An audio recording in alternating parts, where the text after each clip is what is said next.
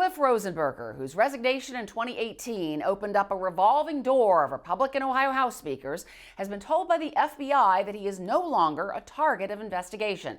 Rosenberger, who became the state's youngest ever House Speaker in 2015, stepped down as word leaked that the feds were looking into his connections to the payday lending industry.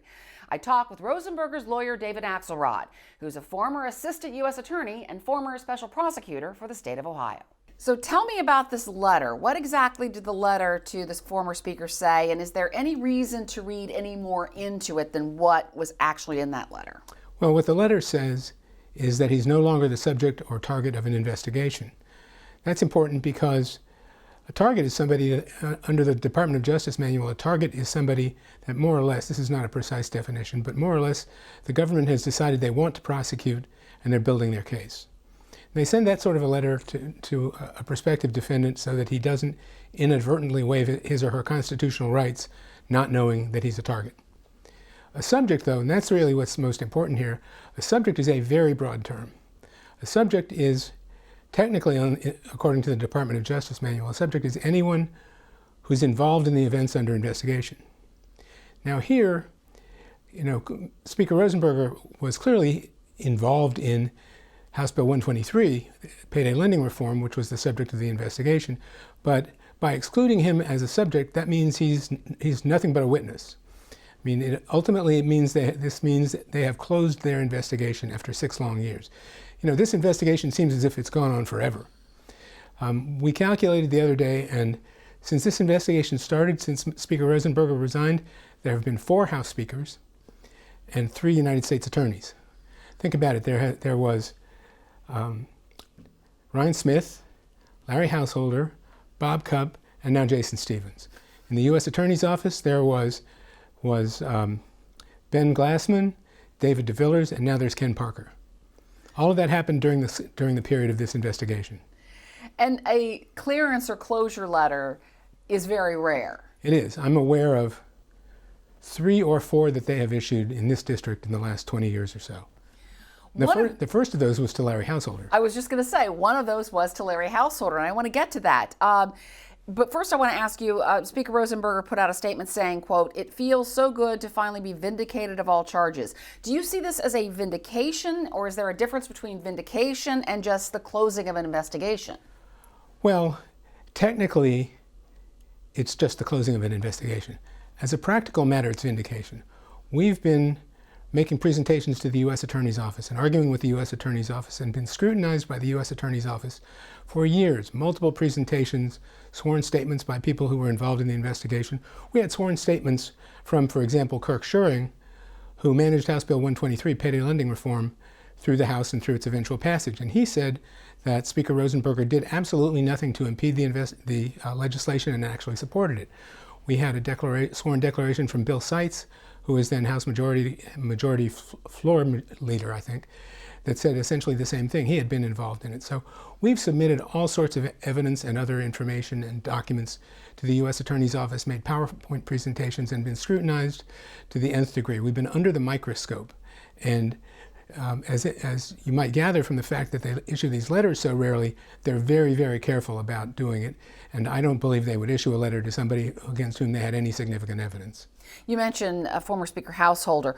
Why do you think former Speaker Rosenberger was a target in this case? You've connected it to Larry Householder. Well, we actually filed a motion directed to this. We weren't successful with the motion, but the motion restricted very sharply the evidence that we could introduce. We were only allowed to introduce evidence from the Householder trial and not other kinds of evidence that we had found. So ultimately it was denied. But what we spelled out in that motion was that it was important to get rid of Speaker Rosenberger because First Energy had requested a bailout from him. And he had said, no, not going to do it, bad policy. So he was in their way. They needed to get rid of him to make room for Larry Householder to become Speaker so they could do the House Bill 6, $61 million scheme. Now, you mentioned, too, that Larry Householder was one of those who's received a closing letter, and now here he is in federal prison. But that was a different case that the FBI was looking at. In 2006, it was about a pay-to-play scandal involving vendors and kickbacks and that sort of thing, that there were no charges filed in. Yeah, it was a very different scheme. But I guess the whole idea that a closing letter doesn't absolve you of every potential investigation. It just says the one that we're looking at right now, you are no longer the subject or target of. Well, that's true. The House Bill 6 scheme didn't exist when they issued that closing letter, so it couldn't absolve him of the closing letter. He's different from Speaker Rosenberger because he came back. Speaker Rosenberger has never been suspected of wrongdoing of any kind other than the unfounded suspicions for which he was set up in connection with payday lending reform. And he has been, in my judgment, absolved of that completely. And those suspicions, it was a alleged connection between former Speaker Rosenberger and payday lenders and some international travel. Tell me what the circumstances were surrounding this. Well, the allegation was that he agreed to slow walk or kill payday lending reform in exchange for payday lenders funding a trip to London for him and other legislators to attend a conference on the leadership style of Winston Churchill and really learn how Churchill handled certain kinds of problems, and so that they could inform what they do with what he did. Well, the trip actually was funded by GOPAC, by a Republican PAC, and it was funded in a way that's fairly commonplace and is absolutely legitimate. Speaker Rosenberger ran the ethical traps on that and all of his travel. We have a whole series of opinions from the Joint Legislative Ethics Committee that spell out what he's allowed to do and what he's not allowed to do, and the trip was perfectly lawful. It was in part funded by a payday lender, but it was funded by many other companies as well. So it was not just payday lenders giving him money, and it was what to most people might seem like a lot of money, but in the scheme of this kind of thing was a very small amount of money. It was a stipend of $2,500 and a couple of nights in a hotel. And he actually took another legislator with him at his own expense. In other words, the stipend was not enough to cover air travel for both of them, so Speaker Rosenberger paid the additional $800, I think it was, out of his own pocket. And you've made the point that this was not the only travel that Rosenberger did, because he was in office at a time he was the youngest speaker in Ohio history. He was the first speaker of Asian descent in Ohio history, that he was moving around a lot. He was not only the youngest speaker in Ohio history, he was at the time, and maybe still, the youngest speaker in the country. I believe he was 33 when he became speaker. So he was a very young man. He was very much in demand for the reasons that you identified. He was an officer of various legislative groups, and he had to go to their meetings. He was on the executive boards of several.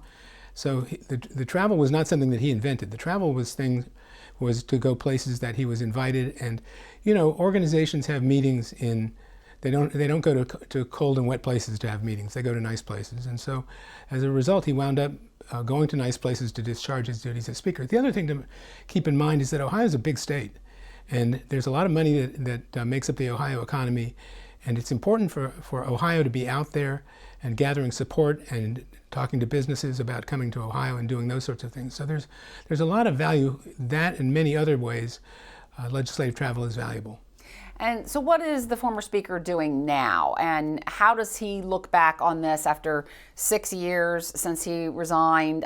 All the things that happened, there was an FBI search of his office and a whole detailed list of all the things that were taken and all the things that happened to bring us to this point.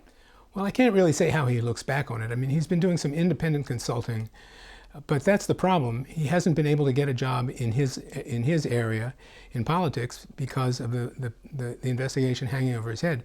There was one incident that he told me about where he interviewed for a job in Washington and was explicitly asked about the investigation. His answer was, "It's over." And they said, "You have to give us a piece of paper to show us that it's over." And there was no piece of paper until this letter. So he's been prevented from essentially pursuing his profession for 6 years. And that's why you made the request for him to be acknowledged under the Federal Crime Victims' Rights Act. Well, that's correct. I mean, that's a little different. The Crime Victims' Rights Act required us to show that he was a victim of criminal activity. The criminal activity in this case would have been the House Bill 6 conspiracy and the effort to get rid of him to make room for Larry Householder. So we made that motion. As I said, we were not successful because we were prevented by the statute and by the case law from putting in all of our evidence. So I think that if one looks at all of our evidence, one would reach the conclusion, really it's the inevitable conclusion that he didn't do anything wrong. And I think that's why we got the closing letter. Rosenberger's official portrait as Speaker was unveiled at the State House in April and is now outside the chamber where he used to preside.